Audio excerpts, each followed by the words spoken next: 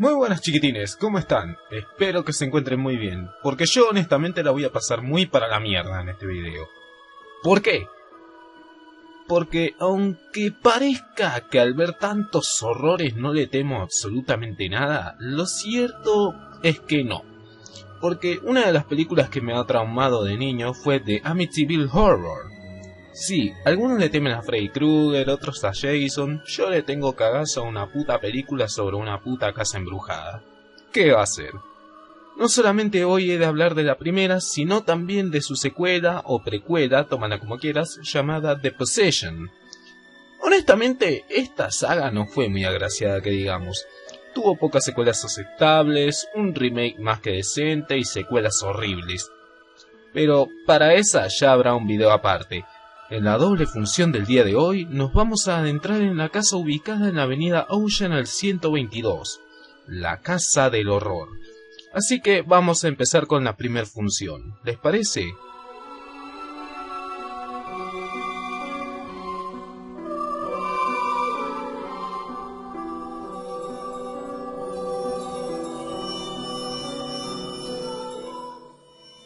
Antes de empezar con la sinopsis, cabe remarcar que esta película está basada en dos cosas. En el libro homónimo de Jay Anson, el cual se basa en el caso de la familia Lutz y DeFeo, los cuales narraré más adelante en la reseña. Ahora sí, paso a contarles. La película nos cuenta que en la localidad de Amityville, en la casa ubicada en la avenida Ocean al 122, el hijo mayor de una familia asesina a estos últimos a escopetazos. Tiempo más tarde, y con el tipo una vez tras las rejas, supongo, una nueva familia se muda a la famosa Casa de las Masacres sin conocer los hechos que han acontecido en esa casa. Casa en la que pasarán los próximos 28 días más agobiantes de todas sus putas vidas. Todo comienza de manera normal, pero el padre de la familia comienza a sentir que hay algo más en esa casa. Una entidad que no solamente poco a poco irá haciendo estragos en su casa, sino que también comienza a instigarlo para que asesine a toda su puta familia, tratando de repetir así lo mismo que ha sucedido con la familia anterior. Para hablar de esta película con propiedad, tengo que narrarles el caso en el que se inspiraron para hacerla, y cabe remarcar que solo se inspiraron, no se basaron, ya que la misma se agarra más del libro de Jay Anson más que del caso original. Pero en fin.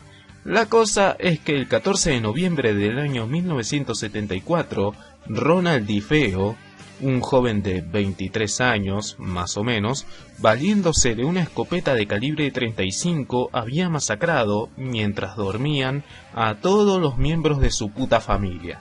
Es decir, padre, madre, 2 hermanos y 2 hermanas en el interior de su propia casa, ubicada en el número 122 de Ocean Avenue, o lo que es lo mismo, el 122 de la avenida Ocean, en las cercanías del río Amityville. Y en esa misma casa, años más tarde, se irían a vivir la familia Lutz, un matrimonio compuesto por un padre, madre y 3 hijos pequeños.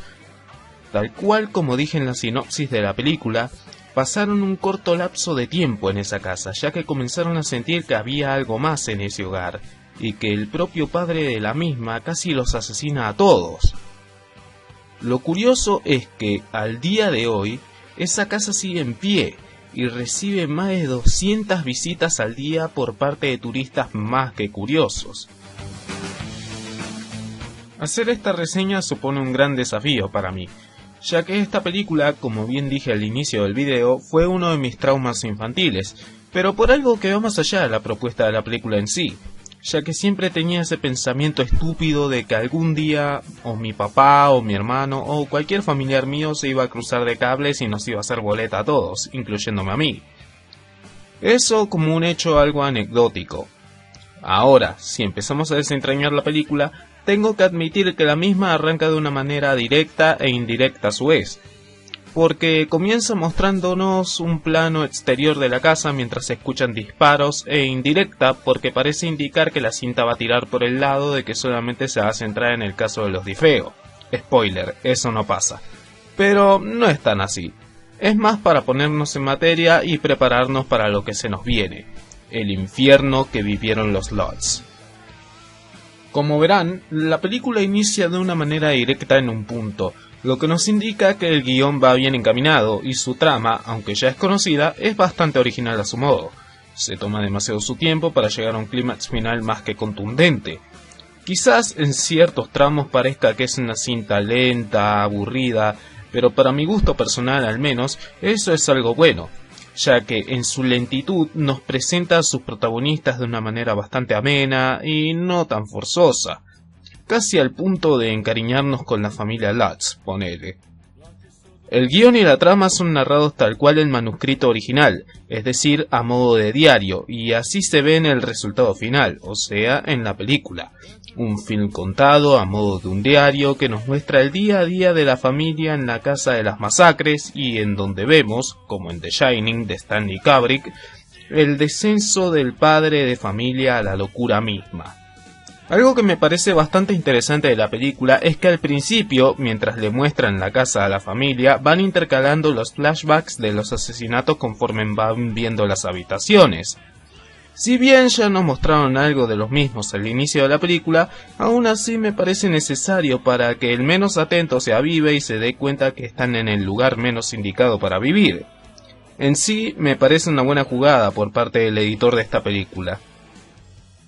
La banda sonora de Lalo Schifrin no me parece una del todo memorable. Si bien genera clímax bastante tensos por algunos momentos, la misma me parece que no toma impulso, por así decir.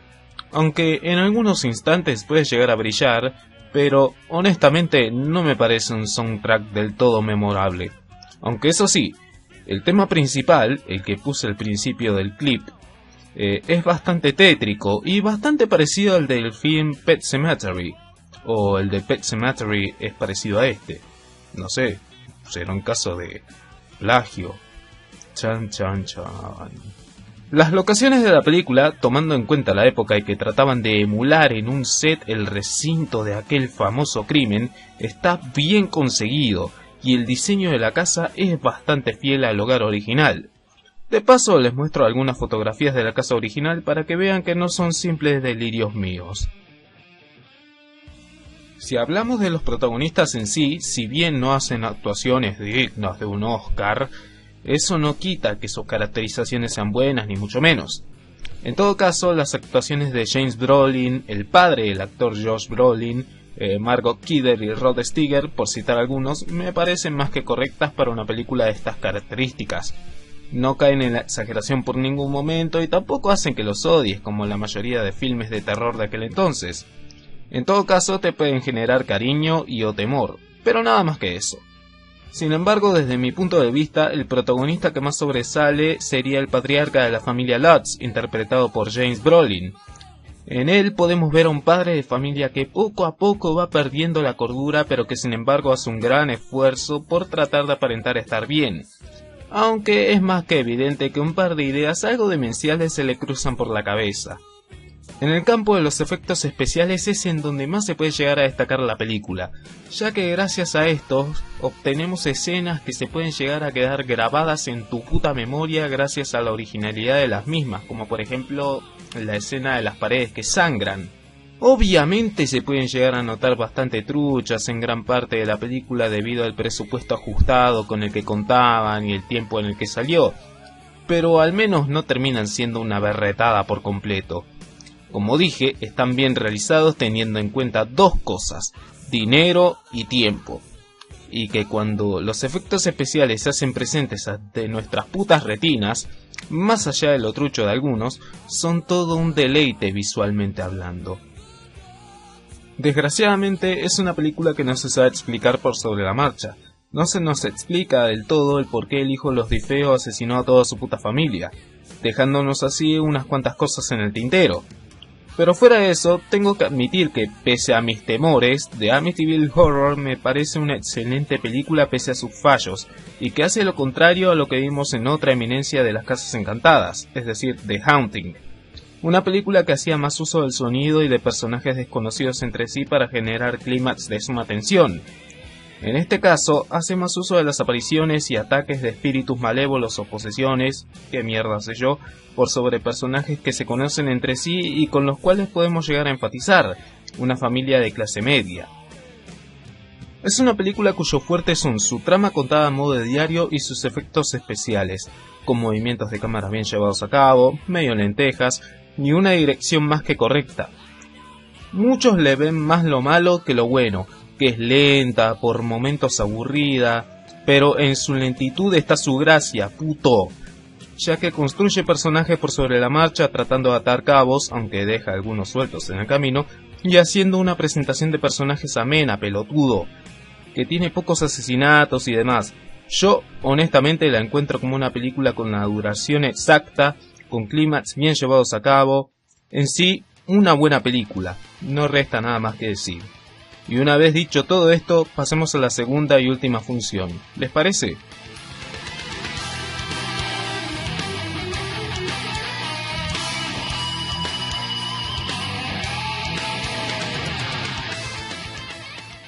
Antes de empezar con la sinopsis, cabe remarcar que estamos, nuevamente, ante la adaptación de un libro. En este caso, la película se basa en el libro precuela del de Jay Anson, el cual lleva por nombre Murder in Amityville, del escritor Hans Holzer. Así que, por lo cual, esta película es y será tomada no como secuela, sino como precuela. En este caso, la película nos sitúa un tiempo antes que el caso de la familia Lutz, es decir, que la misma va centrada en la familia DeFeo, pero con otro nombre, y la cual nos narra que esta familia, después de mudarse a una bella mansión en las cercanías de Amityville, la misma comienza a experimentar extraños sucesos dentro del inmueble, es decir, muebles que se mueven solos, sonidos extraños, todo lo que los putos espíritus pueden llegar a hacer en pos de que esta gente deje la casa que tanto les ha costado costearse. La cosa se pone peor aún cuando uno de estos demonios o espíritus, llámalo como quiera, posee al hijo mayor de la familia. Primero sembrando la discordia en la misma y siendo el causante de varias discusiones entre ellos, y luego devela su verdadero y maquiavélico objetivo, el querer matar al resto de los ocupantes de la vivienda. Y en medio de este desastre se mete un párroco muy poco ortodoxo, contactado por los padres de este pibe, el cual le dará pelea a este demonio, desatándose así una verdadera lucha entre el bien y el mal. Al hacer una segunda entrega de una película que está más que bien, si te la jugás te puede salir una o varias genialidades. Pero si solamente pretendes estirar una puta saga y no aportar algo nuevo a la misma, te puede salir una o varias estupideces. En este caso, esta película resulta ser una genialidad en sí misma, tomando como punto inicial y trama principal el caso de la familia DeFeo, pero distorsionado de tal manera que parezca una historia ajena a ellos y que sirva más como una antesala a la primera película, tomando la historia original como base y lograr hacerse así una historia con su propia esencia y que, como toda precuela que se precie, trata de contar de manera detallada los sucesos previos, cosa que muchas precuelas actuales no hacen y terminan haciendo cualquier cosa menos contar una historia previa. La dirección de Damiano Damiani, si parece joda pero así se llama, quien se consagró tiempo más tarde con la peliculaza El tren de Lenin, es más que correcta. Esos movimientos lentos de cámara que sugieren más de lo que pueden llegar a mostrar y esos primeros planos a la casa, que los mismos la sugieren como la protagonista principal de la trama por loco que suene, están más que bien llevados a cabo y generan lo que buscan en primer lugar sin ser demasiado exagerados, es decir, que buscan la sugestión y que el espectador mismo se asuste por lo que no ve, que sugiera o que saque conclusiones por sí mismo más que la película se lo muestre de primera mano. Una dirección correcta y un manejo de cámaras impecable. Lalo Schifrin logra con composiciones, quizás poco memorables, superarse a sí mismo, ya que, lejos de la epicidad, la banda sonora de esta película logra generar la tensión y el miedo buscados, y encaja justo con varias escenas sin desentonar en las mismas. Estas composiciones me remiten mucho a la música clásica, más precisamente a la barroca, pero eso es ya según la apreciación de cada quien. Honestamente, la música de esta película, si bien la encuentro poco trascendente, supera con creces a la de su antecesora con composiciones más trabajadas y oclimáticas. Lo hiciste bien, Lalo, lo hiciste más que bien. La película en sí es un claro ejemplo de que los jumpscares o screamers son bien recibidos en una película cuando estos están bien llevados a cabo y son poco predecibles. Por citarles un ejemplo actual, La Monja, por ejemplo, hace todo lo contrario a lo que hace esta película. La misma se nutre primero de sustos poco predecibles o sutiles, mientras que en medio hay un conflicto familiar que sirve como justificante de los jumpscares, mientras que en La Monja solo aparecen porque sí. En fin, esta película es un verdadero motor de pesadillas gracias a sus bien elaborados efectos especiales de la mano de John Caglione Jr. Los mismos hacen de secuencias simples un verdadero susto sorpresa, como por ejemplo la escena en que la madre de la familia entra al puto baño y el lavamanos comienza a chorrear sangre. Pero que esa escena no se explica del todo si es una alucinación o si realmente está pasando. Eso es lo interesante de esta película, que la misma nunca explica si algunas secuencias son simples alucinaciones o pesadillas o si realmente pasan, dejándolo así como un simple delirio por parte de los concubinos. Esa jugada, si no está bien ejecutada del todo, puede arruinar por completo una puta película. Pero en este caso es justificable y está bien llevada a cabo, ya que estas secuencias generan el conflicto buscado en los protagonistas y hacen que nos metamos más en la trama, dejándonos así secuencias pesadillescas como la secuencia en donde el padre de familia comienza a azotar a la madre delante de los hijos. Sí, medio hijo de puta, pero pasa. Si hablamos de los protagonistas de esta película, lejos del cariño que le tomamos a los de la primera entrega, los mismos nos resultan más locos que agradables, y de los que uno no puede llegar a simpatizar.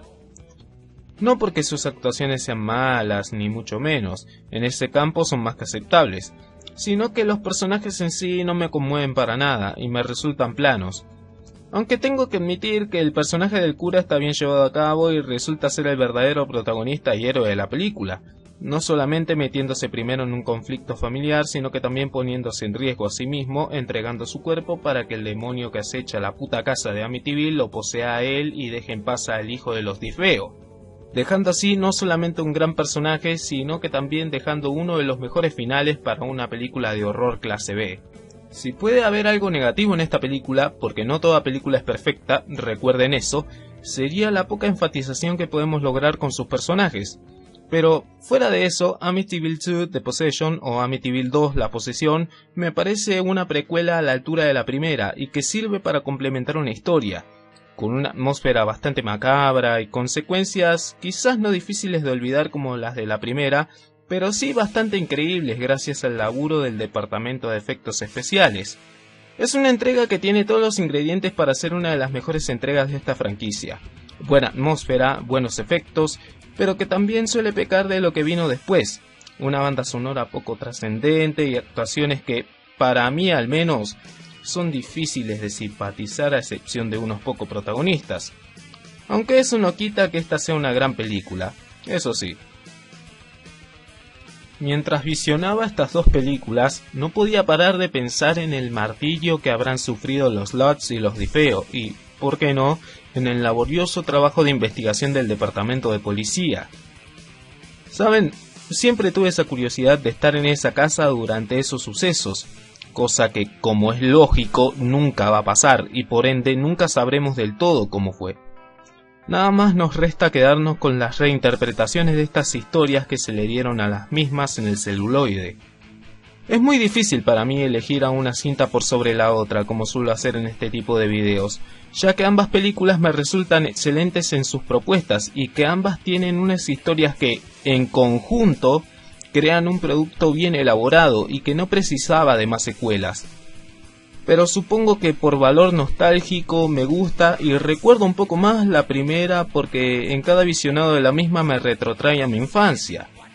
Eso es una buena señal, ya que soy del pensamiento de que si una película se queda grabada en tu mente, o es porque la misma vale mucho la pena o porque te ha dejado un severo trauma. No obstante, eso no reduce a la precuela. Digamos que está a la altura de las circunstancias.